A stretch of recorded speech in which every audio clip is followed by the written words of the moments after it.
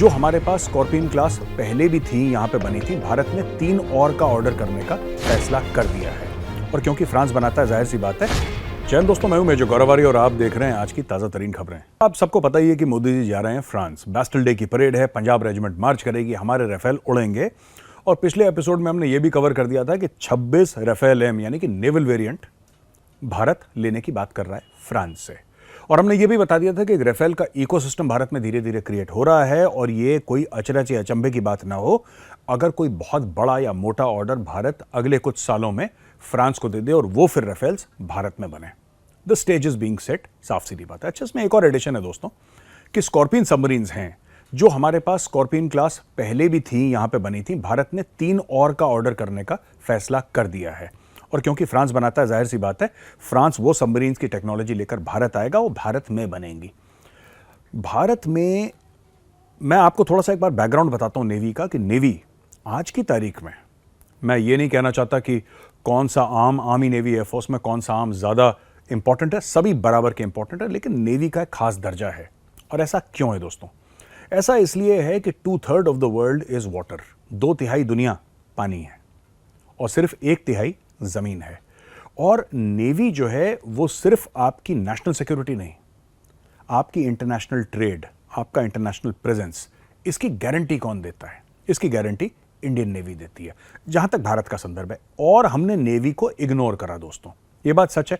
थोड़ी सी कड़वी बात है, कई लोगों को पसंद नहीं आएगी, लेकिन सच बोलना चाहिए। और सच यही है कि भारतीय जो गवर्नमेंट्स थी, over a period of time उन्होंने इंडियन नेवी को इग्नोर करा और इग्नोर करते चले गए। और उसका कारण भी था। कारण यह था कि हमारी जो पहली लड़ाई हुई थी आजादी के कुछ हफ्तों के बाद, 8-9 हफ्तों के बाद, पाकिस्तानी फौज ने कबायलियों के साथ मिलकर अटैक करा। कहां अटैक करा? कश्मीर में। आपको सब स्टोरी पता है।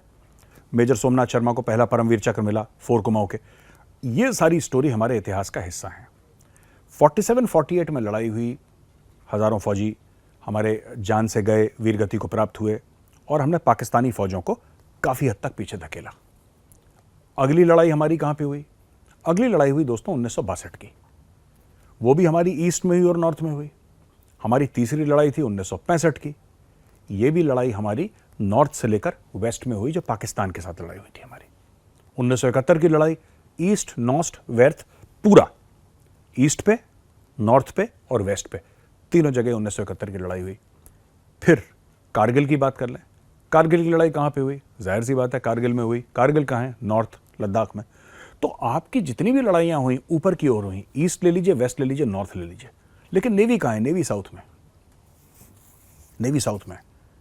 और क्योंकि वहां पे ऐसा खुला रोज का कन्फ्रंटेशन नहीं हुआ, तो नेवी को वो कभी मकाम नहीं मिलना जब जो नेवी को मिलना चाहिए था, वो मकाम कभी नहीं मिला नेवी को। जबकि नेवी ने बहुत जबरदस्त काम करा 1971 में। उसके अलावा जब कारगिल के ऑपरेशंस हुए थे, लोगों को इसके बारे में नहीं पता है, लेकिन नेवी ने बहुत जबरदस्त काम करा, जो ब्लॉकेड करा और 30-35 जहाज अपने लगाए। कराची तक सब लोग थर थर कांप रहे थे। इंडियन नेवी का बहुत ज्यादा कंट्रीब्यूशन है, जो कि हमें पता ही नहीं इसके बारे में। और क्योंकि हमारी सारी लड़ाइयां ऊपर की ओर हो रही थी, वेस्ट, ईस्ट या नॉर्थ में हो रही थी, इसलिए हमने नेवी को तवज्जो नहीं दी। अब हम नेवी को तवज्जो दे रहे हैं। एयरक्राफ्ट कैरियर भी आ रहे हैं, न्यूक्लियर सबमरीन भी आ रही है। ये है डीजल इलेक्ट्रिक सबमरीन, बहुत जबरदस्त है, बेस्ट इन क्लास सबमरीन है। इसके पहले और भी सबमरीन्स जो आ चुकी हैं, ये स्कॉर्पियन क्लास की, अब 3 और आ रही हैं। तो दोस्तों, इससे क्या होगा कि काफी नेवी का फायर पावर बढ़ेगा, 26 राफेल और 3 स्कॉर्पियन सबमरीन्स का। वही हथियारों की अगर हम बात करें, फौज की बात करें, तो ग्लोबल फायर पावर इंडेक्स हर साल आता है। और ग्लोबल फायर पावर इंडेक्स में पूरा एक लिस्टिंग दी जाती है कि कौन कौन सी ऐसी कंट्रीज हैं जिनकी फौज कितनी मजबूत है, कितनी ताकतवर है, कितनी तगड़ी है। As usual United States of America की दोस्तों सबसे जिसको मजबूत फौज, सबसे ताकतवर फौज मानी गई, द यूएसए। इसमें कोई सरप्राइज नहीं है, होना था। सरप्राइजिंग फैक्टर नंबर 2 पे है, रशिया को रखा गया है। लोगों का कहना है कि वो अग्री नहीं करते इस रैंकिंग से, क्योंकि आपको पता है यूक्रेन में क्या हो रहा है। अगर रशिया, लोगों का कहना है कि अगर रशिया इतना ही तगड़ा सुपर पावर है, तो रशिया ने अभी तक यूक्रेन को तो खत्म कर देना चाहिए था, बिल्कुल साफ कर देना चाहिए था नक्शे। लेकिन 1.5 साल के बाद भी यूक्रेन खड़ा है, टूटा फूटा, खून निकल रहा है, हड्डियां टूटी हैं, लेकिन यूक्रेन खड़ा है, आज भी लड़ रहा है।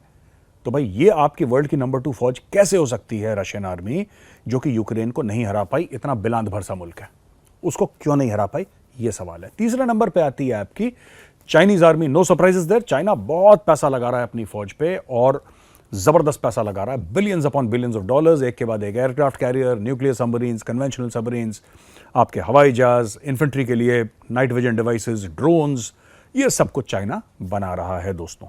तो चाइना नंबर 3 पे है, नंबर 4 पे है भारत और नंबर 7 पे है पाकिस्तान 7वें नंबर पे। अब मैं जरा भारत का थोड़ा सा आपको समझा दूं मैटर क्या है यहां पे।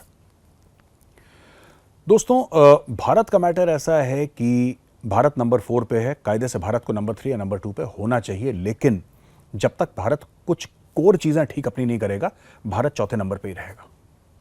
और सबसे बड़ा क्या है मामला इसमें, सबसे बड़ा यह है कि भारत जब से आत्मनिर्भर भारत शुरू हुआ है तो भारत ने काफी सारी चीजें बनाना शुरू कर दी हैं, लेकिन अगर आप ये देखें अमेरिका का सारा सामान कहां से आता है, अमेरिका से। मैं जंगी सामान की बात कर रहा हूं, मैं असला बारूद की बात कर रहा हूं, हथियारों की बात कर रहा हूं, हवाई जहाज, पनडुब्बियां, ये सब अमेरिका की कहां से आती हैं, अमेरिकन कंपनीज बनाती हैं, राइट।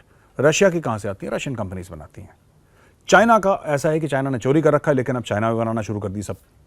चाइना कुछ कुछ हो सकता है ले ले रशिया से, लेकिन ज्यादातर चाइना को ना बेचता है कोई, और चाइना वेस्टर्न कंट्री नहीं बेचती चाइना को, बाकी चाइना अपना मैनेज करता है और चाइना खुद बनाता है। भारत अभी भी या तो टॉप इंपोर्टर है, वन और फर्स्ट और सेकंड प्लेस पे भारत आता है टॉप इंपोर्ट करने में। सबसे ज्यादा पैसे खर्च करता है भारत, डॉलर्स खर्च करता है बाहर से हथियार लेने में, और यह सबसे गलत चीज है दोस्तों।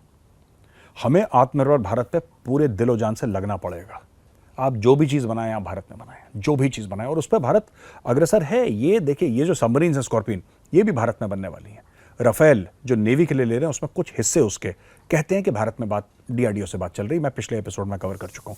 और भी कई सारी चीजें जो भारत में हो रही हैं, लेकिन हमने बहुत देर कर दी, बहुत देर कर दी दोस्तों। ये जो पूरा मामला शुरू हुआ था ना मेक इन इंडिया का, मेक इन इंडिया का मामला मोदी जी के आने के बाद शुरू हुआ, क्यों मोदी जी ने फिर चाबी लगाई और सब फिर दौड़ना शुरू हुआ।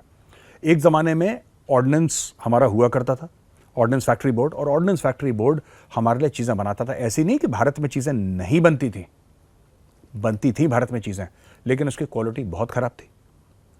वो उस लेवल पे नहीं बना पाते थे, और हम भी काफी चीजें इंपोर्ट करते थे।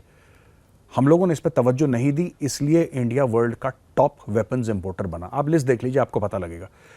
इसीलिए वो जो इंडस्ट्रियल बेस था वेपन सिस्टम्स का, वो हमारा तैयार ही नहीं हुआ। अब वो तैयार हो रहा है, और कैसे तैयार हो रहा है, इस तरीके से तैयार हो रहा है दोस्तों कि आप ये देखिए कि तमिलनाडु में एक डिफेंस कॉरिडोर बन रही है और दूसरी डिफेंस कॉरिडोर आपकी उत्तर प्रदेश में बन रही है। यानी ब्रह्मोस मिसाइल से लेकर, ड्रोन से लेकर, हवाई जहाज से लेकर, हेलीकॉप्टर से लेकर, राइफल से लेकर, एमुनेशन, जो भी जंगी साजो सामान होता है वो सारा का सारा वहां पे बनेगा। इससे लाखों लोगों को नौकरी मिलेगी और इकोनॉमी विल गो अप, क्योंकि भारत इससे एक्सपोर्ट भी करेगा दोस्तों। भारत बन चुका है वर्ल्ड का टॉप डेस्टिनेशन फॉर इन्वेस्टमेंट। पहले चाइना हुआ करता था, भारत ने चाइना को पीछे रगेद दिया है, पीछे छोड़ दिया है, और भारत बन गया है टॉप डेस्टिनेशन। ये क्यों हो रहा है? एक तो भारत के बारे में लोग कन्विंस्ड हैं, राइट। दूसरा, कहीं ना कहीं भारत ने डायरेक्टली इनडायरेक्टली वेस्टर्न देशों को एक बात ये भी बोली है कि दो बातें बोली हैं एक्चुअली। पहली बात तो ये बोली कि यार आप कहते रहते हैं चाइना थ्रेट है, चाइना थ्रेट है, चाइना थ्रेट है। आपके हर एक डॉक्यूमेंट में ये लिखा है कि आपके लिए, यानी कि जो पश्चिमी देश हैं उनके लिए China is the primary threat. लेकिन साहब आप मैन्युफैक्चरिंग सारी चाइना में करवाते हैं, पैसा आप चाइना को देते हैं। जब चाइना आप ही से पैसे कमाता है, डॉलर, पाउंड, यूरो कमाता है, उसी पैसे से चाइना हथियार खरीदता है और आपको धमकी देता है, फिर आप कहते हैं चाइना थ्रेट है। सो अगर चाइना थ्रेट है तो आप चाइना को पैसे क्यों दे रहे हैं? एक तो ये चीज है। दूसरी चीज, भारत ने यह भी कहीं बोला है डायरेक्टली इनडायरेक्टली लोगों को कि आप बात करते हैं डेमोक्रेटिक वैल्यूज की, आप बात करते हैं साहब फ्रीडम ऑफ स्पीच की, आप बात करते हैं बराबरी की, इक्वालिटी की, आप बात करते हैं ह्यूमन राइट्स की, और बिजनेस आप करते हैं चाइना के साथ, जो कि ना डेमोक्रेसी है, ना वहां पे ह्यूमन राइट्स है, ना वहां पे बोलने की आजादी है, वहां पे कुछ नहीं है। तो आपके जो प्रिंसिपल्स हैं, आपके जो उसूल हैं, वो उसूल आपके सिर्फ कागजों के लिए हैं कि वो एक्चुअली, जिसको अंग्रेजी में कहावत है ना, do you put your money where your mouth is. आप जो मुंह से बोलते हैं, क्या वहां उसमें आप इन्वेस्टमेंट भी करते हैं कि नहीं करते हैं? कि सिर्फ ये बोलने के लिए चीज है कि डेमोक्रेसी डेमोक्रेसी। अगर डेमोक्रेसी है तो why do you deal with a country that is not democratic, right? आपके पास अपना इंडस्ट्रियल बेस है, आप डेमोक्रेटिक कंट्री से ताल्लुक रखिए। तो ये इंडिया ने कहीं ना कहीं मैसेज पास करा है, जिसकी वजह से इसका ट्रिकल डाउन इफेक्ट हुआ है और डीकपलिंग शुरू हो रही है बड़ी तेजी से।